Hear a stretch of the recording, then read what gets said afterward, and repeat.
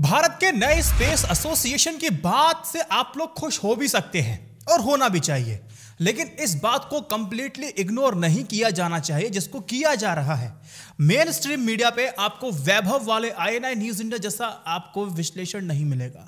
अब आप मुझे बताइएगा, अब वीडियो के आखिरी में आप देख पाएंगे कि जिस तरह से इस मुद्दे को कवर किया है INI न्यूज इंडिया ने, क्या अंजना ओम कश्यप, चित्रा त्रिपाठी, सुधीर चौधरी, रवीश, अमीश, किस एंकर ने आपको बताने की कोशिश या हिम्मत या हिमाकत की है, ये आप मुझे बताइएगा। अब ये स्पेस एसोसिएशन है क्या, इसके बारे में आपको थोड़ी जानकारी देता हूं और फिर जो एक हिंड्रेंस है वो मैं आपको बताऊंगा।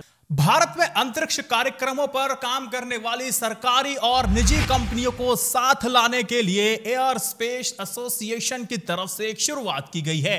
प्रधानमंत्री नरेंद्र मोदी जी ने इसकी घोषणा कर दी है। इसमें इसरो के अलावा टाटा, भारती, L&T जैसी प्राइवेट कंपनियां भी इसमें शामिल हैं।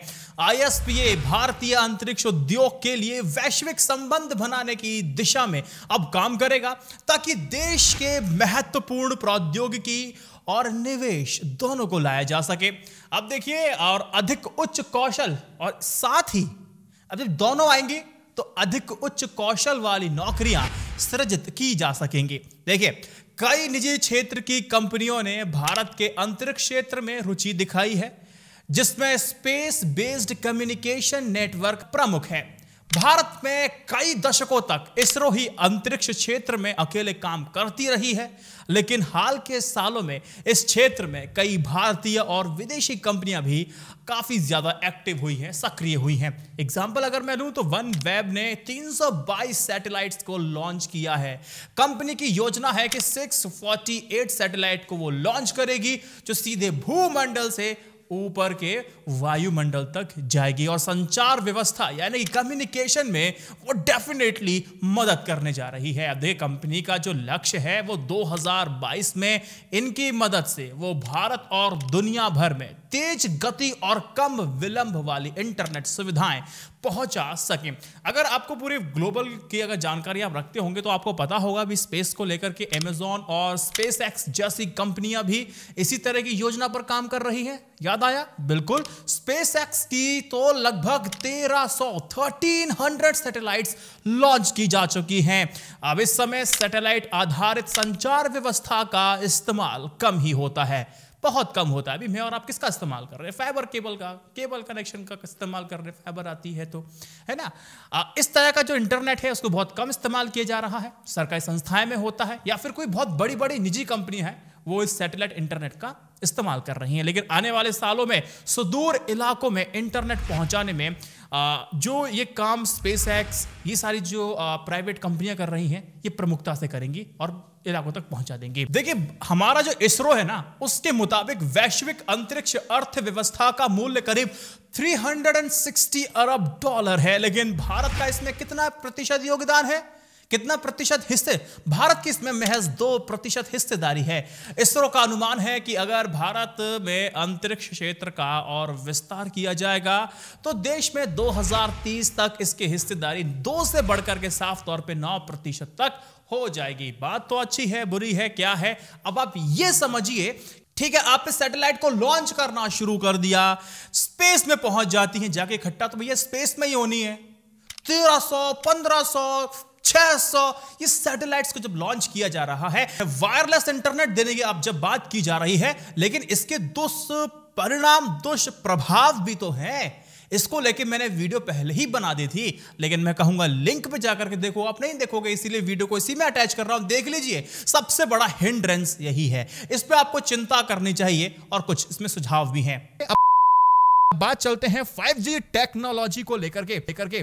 देखो, जो मेरी चिंता है वो सबसे बड़ी चिंता है स्पेस में जो आपके सैटेलाइट लॉन्च किए जा रहे हैं भारत से, जापान से, चाइना से, USA से, रशिया से, हर जगह, तमाम जगह से ये लॉन्च हो रहे हैं।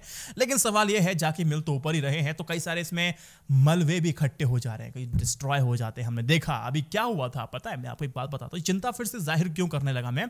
चीन के लॉन्ग मार्च सैटेलाइट का जो वजन था वो 23 टन वजन था।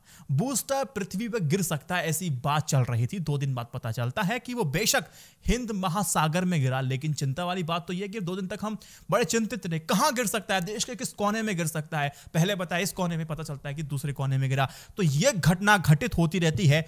ये खौफ अभी भी खत्म नहीं हुआ है कि भविष्य में इस तरह की घटना नहीं होंगी। लेकिन मैं आपको बताऊं, ये जो है ना कि आउट ऑफ कंट्रोल हो गया, रडार से दूर हो गए सैटेलाइट, अब ये कहां जाके कैसे गिर सकता है, ये पहला मामला नहीं है, ये चौथा मामला था। और जो से खतरनाक था वो साल 1979 की घटना है, जब स्काईलैब अंतरिक्ष स्टेशन अनियंत्रित होकर के जमीन पर आ गिरा था। पूरी दुनिया में तब इसको लेकर बहुत घबराहट थी, लेकिन ये समुद्र में जाकर गिर के नष्ट हो जाता है। एक स्टडी के मुताबिक जो मलबा हमारे स्पेस में इकट्ठा हो चुका है, वो उसकी गिनती की गई थी 2013 की स्टडी के मुताबिक। पता चलता है 10 सेंटीमीटर के आकार के कचरों या मलबों की जो संख्या है वो 6,70,000 से भी ज्यादा है, जबकि 3,000 ऐसी सैटेलाइट्स हैं जिसकी सर्विसेज ली जा रही हैं। 50 बेकाम हो चुकी है, उनका कोई मतलब नहीं है स्पेस में रहने का, लेकिन वो फिर भी हमारे पृथ्वी के चारों तरफ वो चक्कर लगाई जा रही है। अब जब काम नहीं कर रही तो चक्कर कैसे लगा रही? चक्कर तो लगाएगी। अब इसका चक्कर कब रुकेगा? जब नीचे से वहां से कमांड जाएगा कि भैया उतर के अब नीचे आ जाओ। ऐसे में अगर कोई मलबा पृथ्वी से आके टकराता है तो अनियंत्रित होकर के वो कहीं भी गिर सकता है, किसी को भी चोट आ सकती है, किसी की मृत्यु भी हो सकती है।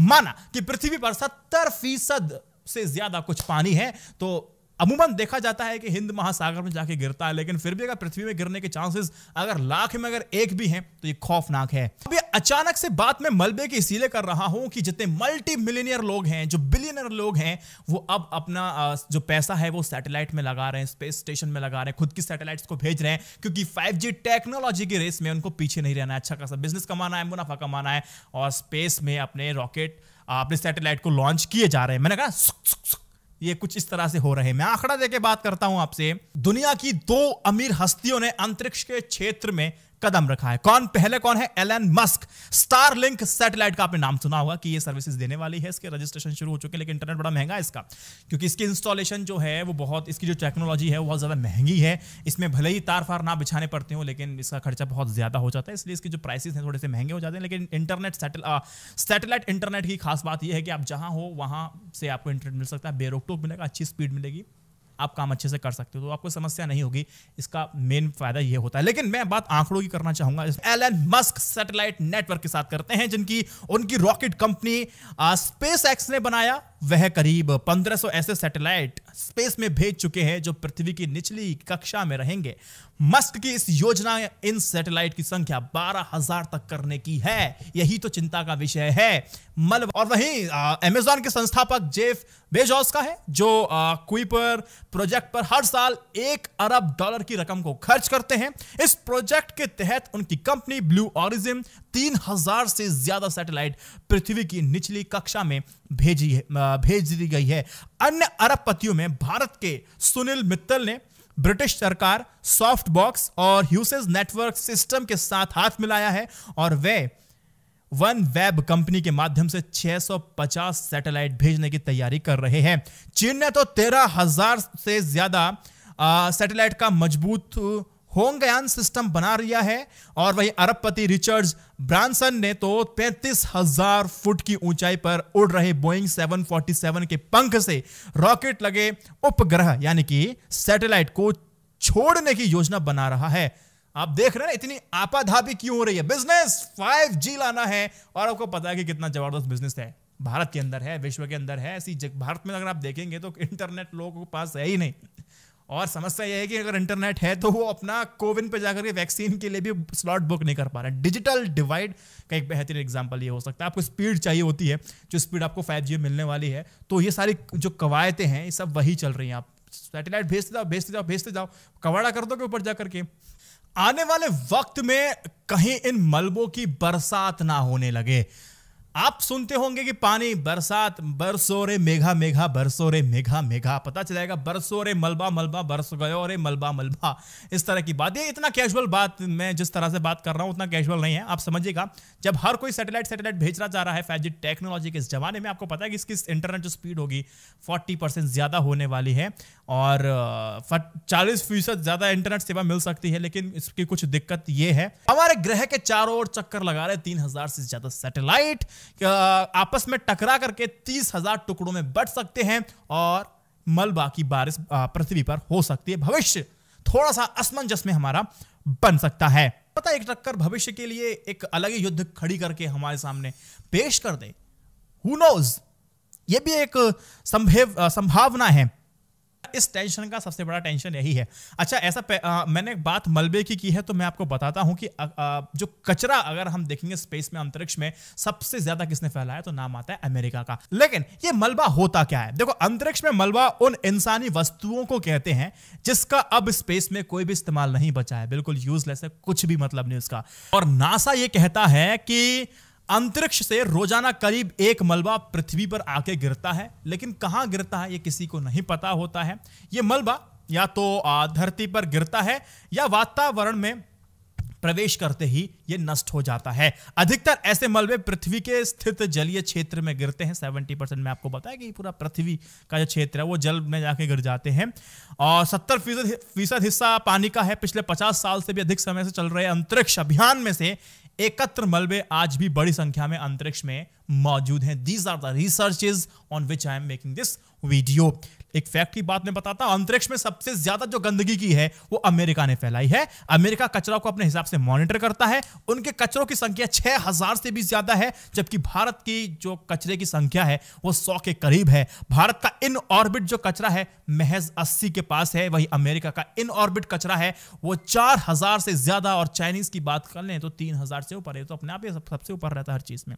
इसके सॉल्यूशंस की बात करते हैं, जो एक्सपर्ट्स हमेशा बताते हैं, वो कहते हैं कि अंतरिक्ष में जो भेजे जाने वाले जो सैटेलाइट्स होते हैं उसमें इतना ईंधन, इतना फ्यूल होता है कि वो एंड ऑफ लाइफ के लिए इतना ईंधन मौजूद होता है कि वो रॉकेट उपग्रह को डी ऑर्बिट किया जा सके, मतलब उन्हें नीचे लाकर के ग्रेवयार्ड यानी कि कब्रिस्तान के ऑर्बिट में रखा जा सके ताकि नुकसान कम से कम हो, ये बताते हैं एक्सपर्ट्स। लेकिन कुछ एक्सपर्ट्स ये भी कहते हैं कि जो मलबा स्पेस में इकट्ठा हो चुका है उनको हम इसमें नेट या हार्पन लगा करके किसी तरह से इस मलबे को खींच करके उन्हें डी ऑर्बिट किया जा सके और वापस पृथ्वी पर ला करके उसको जला दिया जा सके।